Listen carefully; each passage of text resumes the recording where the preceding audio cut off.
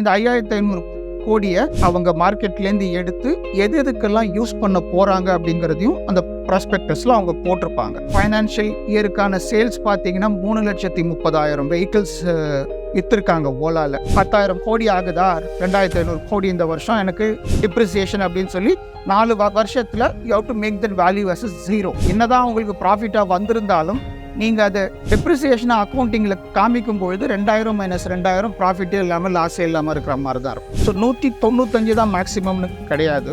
எத்தனை லாட்டு வேணாலும் நீங்கள் போடலாம். மேக்ஸிமம் 2 லட்சம் if you are an individual investor. ஐபிஓவில் இன்வெஸ்ட் பண்ணுறதுல இருக்கக்கூடிய ரிஸ்க்லாம் என்ன?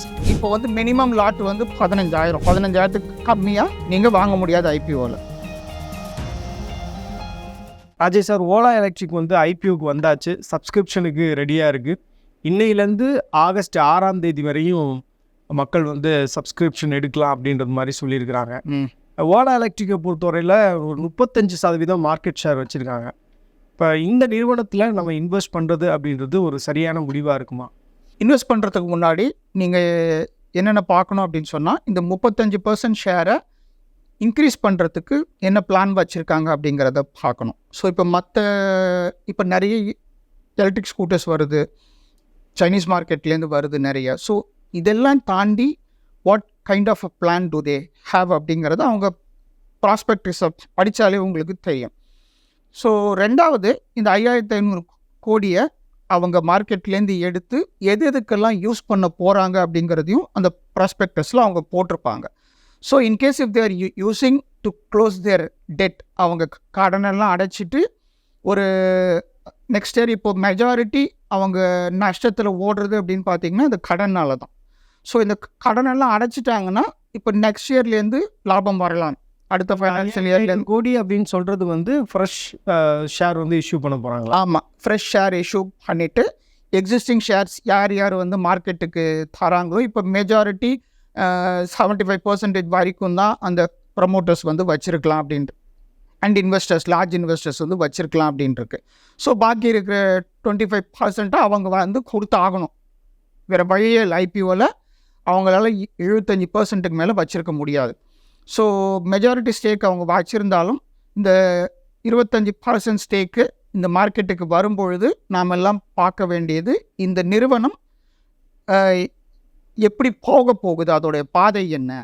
அந்த பாதையில் நாளைக்கு அது ஒரு 2 வருஷத்துக்கு முன்னாடி ஓலாவில் கார் இன்ட்ரடியூஸ் பண்ணுறேன்னு சொல்லியிருந்தாங்க.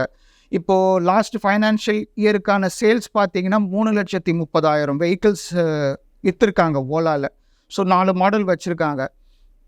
இதெல்லாம் போக தமிழ்நாட்டில் மேனுஃபேக்சரிங், அதுக்கப்புறம் ப்ரொடக்ஷன் லிங்க்டு இன்சென்ட், அதுக்கப்புறம் அந்த பிஎல்ஏ ஸ்கீமை நல்லாவே யூஸ் பண்ணுறாங்க. ஸோ இதெல்லாம் எப்படி நாளைக்கு பேலன்ஸ் ஷீட்டில் நம்பர்ஸாக ட்ரான்ஸ்லேட் ஆக போகுது அப்படிங்கிறத பாருங்கள். ஒரு சில பேர் கூட கமெண்ட் பண்ணுறாங்க, இப்போ இந்த ஐபிஓக்கு ஓலா எலக்ட்ரிக் வந்ததுக்கு காரணமே அவங்க ஓலா எலக்ட்ரிக் கார் லான்ச் பண்ண போகிறாங்க, அதுக்கான ஃபண்ட் ரைசிங்காக தான் இதை பார்க்க வேண்டியது இருக்குது அப்படின்லாம் சொல்கிறாங்களே. அதுவும் ஒரு பிளானில் வச்சுருக்கேன்னு அவர் சொல்லியிருக்காரு ஏற்கனவே. ஸோ எந்த ஒரு நிறுவனமும் வளரணும் இல்லையா? இப்போ ஸ்கூட்டர் மார்க்கெட்டு இப்போ ஆல்மோஸ்ட் லைக் ஒரு சேச்சுரேட்டட் ஃபேஸுக்கு வந்துடுச்சுன்னு வச்சுக்கலாம். ஏகப்பட்ட ஸ்கூட்டர்ஸ் வந்துச்சு. டிவிஎஸில் ஐக்யூப் இருக்குது, அப்புறம் பஜாஜில் சேத்தக் இருக்குது, அப்புறம் ஏத்தர், இந்த மாதிரி நிறைய எஸ்டாப்ளிஷ் பிராண்ட்ஸ் வந்தாலும் ஓலாவோட சேர்ந்து நான் எஸ்டாப்ளிஷ் பிராண்ட்ஸு, சைனீஸ் இம்போர்ட்டு, இங்கே அசம்பிள்டு, அந்த மாதிரி நிறைய இருக்குது. ஸோ இப்போ அடுத்த லெவல் எந்த நிறுவனமாக இருந்தாலும் அவங்க ப்ராடக்ட்டை டைவர்சிஃபை பண்ணுறதுக்கு தான் பார்ப்பாங்க. சார், இப்போ நீங்கள் சொன்ன மாதிரி பஜாஜ், டிவிஎஸ்லாம் எலக்ட்ரிக் ஸ்கூட்டர் வந்தாலும் கூட ஒரு டாமினேட்டிங் ஃபிகராக ஓலா எலக்ட்ரிக் தான் இருக்காங்க. கிட்டத்தட்ட மார்க்கெட் ஷேர் அப்படின்றது 35% இருக்குது. இவ்வளவு மார்க்கெட் ஷேர் வச்சுருந்தாலும் கூட அவங்க ஒரு லாஸ் மேக்கிங் பிஸ்னஸாக எப்படி இருந்தாங்கன்றது ஆச்சரியமாக இருக்குது. ஏன்னா 2021-22 ஃபினான்ஷியல் இயரில் பார்த்தோம் அப்படின்னா 784 கோடி லாஸ் அவங்களுக்கு. அதே மாதிரி 2022-2023 பார்த்தோம்னா 1,472 crore. அதே மாதிரி 2023-24 பார்த்தோம்னா 1,584 crore. இப்போ இயர் ஆன் இயர் ஒரு லாஸ் மேக்கிங் பிஸ்னஸாக எப்படி இவங்க இருக்கிறாங்க? எந்த ஒரு ஸ்டார்ட் அப்புமே கடந்து வர்ற பாதை தான் அது. எந்த ஒரு ஸ்டார்ட் அப்புமே பார்த்தீங்கன்னா ஸ்டார்டிங்லேயே அது ப்ராஃபிட்டில் வராது.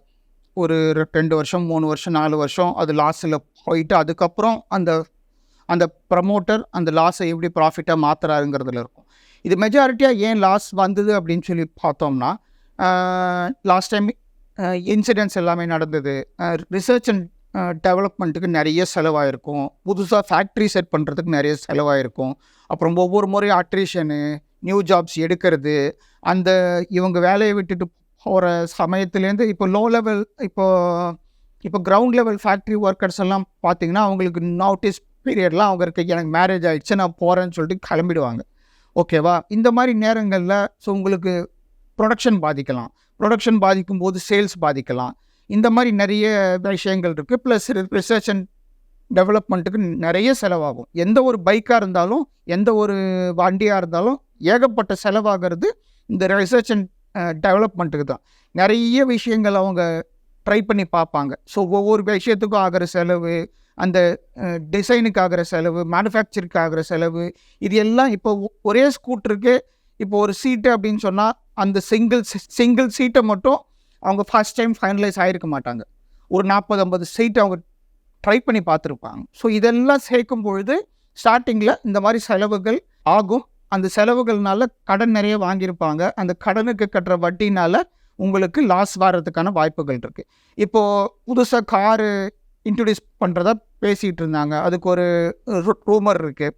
இப்போது புதுசாக காரை அவங்க மார்க்கெட்டுக்கு எடுத்துகிட்டு வராங்க அப்படின்னு சொன்னால் நஷ்டங்கள் வர்றதுக்கான வாய்ப்புகள் இருக்கலாம். புது காரை ஏற்கனவே அவங்க எல்லாமே ரெடி பண்ணி வச்சுருந்தாலும் so if they want to make it fully அந்த நஷ்டத்தெல்லாம் ஆல்ரெடி போயிருக்கலாம். இப்போது இனிமேல் அந்த நியூ கார் எந்த ஸ்டேஜில் இருக்குது, இல்லை வருதா இல்லையா அப்படிங்கிறதையும் பார்க்கணும். சார், இப்போ இந்த எலக்ட்ரிக் ஸ்கூட்டர்ஸை பொறுத்தவரையில் நிறைய ஸ்கூட்டர்ஸை வந்து நம்ம சாலைகளில் பார்க்க முடியுது. ஓலா ரிலேட்டான ஸ்கூட்டர்ஸு நிறைய சேல் ஆகிருக்குல்ல. அப்போ உங்களுடைய ப்ராஸ்பெக்ட்ஸ் அப்படின்றது நல்லா தானே இருக்குது. இப்போ ஃப்யூச்சரில் இவங்க பண்ணக்கூடியது எல்லாமே வந்து இன்னும் கூட நல்லா இருக்கிறதுக்கான வாய்ப்பு இருக்குது. ஃபார் எக்ஸாம்பிள் வந்து இந்த எலக்ட்ரிக் ஸ்கூட்டரே கூட இனி வரக்கூடிய நாட்களில் இன்னும் நேர்த்தியாக அவங்க பண்ணுறதுக்கான வாய்ப்பு இருக்குல்ல. அப்போ வந்து நிறைய சேல்ஸ், நிறைய அட்ராக்டிவ்னஸ் வந்து ஓலா மேலே வர்றதுக்கான வாய்ப்பு இருக்குது. இப்போது நீங்கள் ஸ்கூட்டர் மேனுஃபேக்சரிங் மட்டும்தான் பார்க்குறீங்க. ஓகேவா? இப்போ ஒரு ஸ்கூட்டருக்கு ஒரு 50,000 இல்லை 70,000 செலவாகுது. அவங்க 1 lakhக்கு விற்கிறாங்க. ஏன் அந்த 30,000 ப்ராஃபிட் அவங்களுக்கு வரலை அப்படின்னு சொல்லி கேட்குறீங்க. அந்த ஃபேக்ட்ரி செட்டப்புக்கான செலவை நீங்கள் மறந்துடுறீங்க. என்னதான் அவங்களுக்கு அந்த லேண்டு வந்து கவர்மெண்ட்டோட ஸ்கீமில் ஃப்ரீயாக கிடைச்சாலும் அந்த லேண்டு கன்ஸ்ட்ரக்ஷனு, ஃபேக்ட்ரி அந்த ஃபேக்ட்ரி, அப்புறம் சப்ளை செயினு, இது எல்லாத்தையுமே அவங்க புதுசாக தொடங்கும் பொழுது அந்த ஃபஸ்ட்டான செலவை ஒவ்வொரு வருஷமும் அவங்க டெப்ரிஷியேட் பண்ணணும் அக்கௌண்டிங் ஸ்டாண்டர்ட்ஸ் படி. ஸோ அவங்க எத்தனை வருஷம் டெப்ரிஷியேட் பண்ணுறாங்க அப்படிங்கிறத அப்ரிஷியேட் ஆகிட்டே இருக்குது. உங்களுக்கு மார்க்கெட் அப்ரிஷியேட் ஆகிட்டு இருக்கு. ஓகே. பட் அந்த செலவை உங்கள் அக்கௌண்டிங்கில் நீங்கள் காமிக்கணும். ஸோ 3 வருஷம் இல்லை 4 வருஷம் அந்த செலவை ஸ்ப்ளிட் பண்ணி இப்போது 10,000 கோடி ஆகுதா, 2,500 கோடி இந்த வருஷம் எனக்கு டிப்ரிசியேஷன் அப்படின்னு சொல்லி 4 வருஷத்தில் you have to make that value as 0. அந்த ஃபேக்ட்ரியோட வேல்யூ வந்து 0 ஆக்கணும் நீங்கள். ஏன்னா அந்த லேண்டு இட்ஸ் நாட் யோர்ஸ். அதில் கட்டியிருக்க கன்ஸ்ட்ரக்ஷன் வந்து இட்ஸ் டிப்ரிஷியேட்டிங் ஆசெட். ஸோ அதுக்கு உண்டான வேல்யூவை இந்த 4 வருஷம் நீங்கள் காமிக்கணும். இந்த 2,500 கோடி என்னதான் உங்களுக்கு ப்ராஃபிட்டாக வந்திருந்தாலும் நீங்கள் அதை டெப்ரிசியேஷனாக அக்கௌண்டிங்கில் காமிக்கும் பொழுது 2,000 - 2,000 ப்ராஃபிட்டே இல்லாமல் லாஸே இல்லாமல் இருக்கிற மாதிரி தான் இருக்கும். ஸோ அந்த ஸ்கூட்டருக்கான மேனுஃபேக்சரிங் காஸ்ட்டை மட்டுமே நாம் பார்க்கக்கூடாது. ஸோ அதுக்கான ஃபேக்ட்ரி, அந்த கன்ஸ்ட்ரக்ஷன், சப்ளை செயினு, அப்புறம் சர்வீஸ் சென்டர்ஸு, அந்த சர்வீஸ் சென்டர்ஸ்க்கான ரெக்ரூட்மெண்ட்டு, அப்புறம் அதுக்கான மெஷின்ஸு, இது எல்லாமே செலவுகள் இருக்குது. இதெல்லாம் தாண்டி ஒரு 4 or 5 இயர்ஸில் it should start with the current market share 35%. அது இன்னும் ஏறும், கண்டிப்பாக ஏறும். ஸோ ஏறுச்சுன்னா it will be profitable. Sir, இப்போ 5,500 கோடிக்கு வந்து ஃப்ரெஷ் ஷேர்ஸ் வந்து இஷ்யூ பண்ண போகிறாங்க. பெர் ஷேருன்றது வந்து 72லேருந்து 76 ரூபாய்க்குள்ளே தான் இருக்க போகுது. ஒருத்தர் வந்து 195 ஷேர் தான் வாங்கலாம் அப்படின்றதெல்லாம் வந்து க்ரைட்டீரியாவாக இருக்குது. இப்போ 72, 76 தான் அப்படின்றப்ப அது வந்து ஒரு பெனி ஸ்டாக் மாதிரி தானே. 72 ரூபாய்க்கு வாங்குறதுல என்ன கஷ்டம் இருக்க போகுது அப்படின்னு நிறைய பேர் வாங்க ஆரம்பிப்பாங்கல்ல. ஸோ 195 தான் மேக்ஸிமம்னு கிடையாது. எத்தனை லாட் வேணாலும் நீங்கள் போடலாம். மேக்ஸிமம் 2 லட்சம் if you are an individual investor. If you are HNIனா 2 லட்சத்துக்கு மேலே. ஓகே, அது நீங்கள் வாங்கலாம். 76ங்கிறது it's not a penny stock. அவங்க வந்து நம்பர் ஆஃப் ஷேர்ஸை இன்க்ரீஸ் பண்ணிவிட்டு அதோட ப்ரைஸை குறைச்சிட்டாங்க. So that it's easy for people to buy. யாராக இருந்தாலும் இப்போ வந்து மினிமம் லாட் வந்து 15,000க்கு கம்மியாக நீங்கள் வாங்க முடியாது ஐபிஓவில். ஸோ 15,000க்கு உங்களுக்கு நிறைய ஷேர் வர்ற மாதிரி அவங்க நம்பர் ஆஃப் ஷேர்ஸை இன்க்ரீஸ் பண்ணிவிட்டு ஷேர்ஸோட ப்ரைஸை குறைச்சிட்டாங்க. ஓலா எலக்ட்ரிக் கூட வந்து பார்த்தோம்னா நிறைய ரா மெட்டீரியல்ஸ் வந்து சைனாலேருந்து தான் இம்போர்ட் பண்ணுறாங்க அப்படின்ற தகவலாக இருக்குது. அதெல்லாம் உண்மைதான் இருந்துச்சு. ஆமாம். ஸோ நிறைய மெட்டீரியல்ஸ் இன்றைக்கி பேட்டரியெலாம் அங்கேருந்து தான் வந்தாகணும். There is no other way. We don't have the raw materials to produce battery at such a large scale. இன்றைக்கி வரைக்கும் எந்த மேனுஃபேக்சரராக இருந்தாலும் வேர்ல்டு பூரா பேட்ரி வந்து சைனாலேருந்து தான் வருது. இப்போ ஐபிஓவில் இன்வெஸ்ட் பண்ணுறதுல இருக்கக்கூடிய ரிஸ்க்லாம் என்ன சார்? ஐபிஓவில் பெரும்பாலும் என்னைக்கு லிஸ்ட் ஆகுதோ அன்னைக்கு வந்து நிறைய பேர் ப்ராஃபிட் புக்கிங் பண்ணுவாங்க. Okay, so that's number 1. அது வந்து லிஸ்ட் ப்ரைஸ் அதிகமாக ஏறினாலும் நிறைய பேர் உடனே அந்த ஸ்டாக்ஸை வந்து விற்கிறதுனால அதோட ரேட்டு இறங்கலாம். நான் லிஸ்ட் ஆகிற அன்றைக்கே சேல் பண்ண போகிறேன் அந்த மாதிரி நினச்சி வாங்கியிருந்தீங்கன்னா that might be a risk. ரெண்டாவது, இந்த ஐபிஓ நீங்கள் அப்ளை பண்ணுறீங்க 10 லாட்டு 2 லட்சத்துக்கு அப்ளை பண்ணுறீங்க.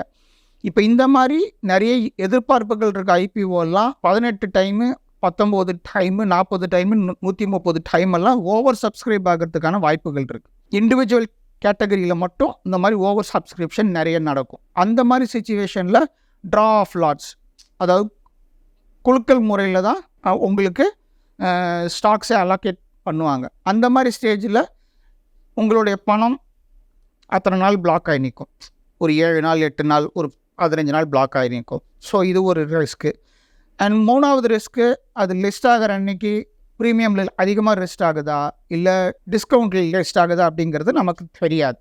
ஸோ நிறைய ஷேர்ஸ் இப்போது எல்ஐசி எல்லாம் பார்த்தீங்கன்னா அது லிஸ்ட் ஆகிற அன்னைக்கு கம்மியாக தான் லிஸ்ட் ஆச்சு. அப்புறம் எஸ்பிஐ கார்ட்ஸு அதெல்லாம் இறங்குனது இன்னும் ஏறலை. ஸோ இந்த மாதிரியும் நடக்கிறதுக்கான வாய்ப்புகள் இருக்குது. இது 3 தான் ரொம்ப முக்கியமான ரிஸ்க்ஸ். சார், இப்போ நம்ம ஓலா எலக்ட்ரிக் பற்றி பேசுவதனால இப்போ அந்த எலக்ட்ரிக் செக்மெண்ட்டே வந்து அடுத்த ஒரு ஃபியூ இயர்ஸில் வந்து நல்ல பூம் ஆகக்கூடிய ஒரு இண்டஸ்ட்ரி. இனிமேலாம் பெட்ரோல் டீசல் எல்லாம் கார்கள் இந்த பைக்கும் ஓடாது, எல்லாமே வந்து எலக்ட்ரிக் மோடுக்கு மாற போகிறோம் அப்படின்னு எல்லாரும் பேசிகிட்டு இருக்காங்க. கவர்மெண்ட்டுமே கூட அதில் தான் இன்ட்ரெஸ்ட் காமிக்கிறாங்க. ஏன்னா வந்து பொல்யூஷனை கம்மி பண்ணணும் அப்படின்றது ஒரு ப்ரையாரிட்டியாக இருக்கிறதுனால. அதனால இந்த மாதிரியான எலக்ட்ரிக் செக்மெண்ட்டில் வரக்கூடிய ப்ராடக்ட்ஸில் இன்வெஸ்ட் பண்ணுறது அப்படின்றது ஒரு நல்ல முடிவாக இருக்குமா? நல்ல முடிவு தான். ஸோ நான் என்ன சொல்கிறேன், இந்த மாதிரி ஃபினிஷ்டு ப்ராடக்ட்லையும் நீங்கள் இன்வெஸ்ட் பண்ணலாம். இந்த மாதிரி ப்ராடக்ட்டுக்கு சப்ளை பண்ணுற நிறுவனங்களுக்கும் நீங்கள் இன்வெஸ்ட் பண்ணலாம். இப்போ ஒரு நிறுவனம் பேட்ரி வாங்கி இங்கே தருது, ஸோ அந்த நிறுவனத்தில் இன்வெஸ்ட் பண்ணலாம். இப்போ ஒருத்தவங்க ஸ்டீரிங் கண்ட்ரோல்ஸ் எல்லாம் பண்ணுறாங்க, அவங்கக்கிட்ட இன்வெஸ்ட் பண்ணலாம். இந்த மாதிரி நிறைய இன்வெஸ்டிங் ஆப்ஷன்ஸ் இருக்குது. Thank you sir. மேலும் ஈடி தமிழ் சேனல்ல வரப்போகும் பிசினஸ் மற்றும் அது ரிலேட்டடான வீடியோவை பார்க்க உடனே கீழே இருக்க சப்ஸ்கிரைப் பட்டனை கிளிக் பண்ணுங்க.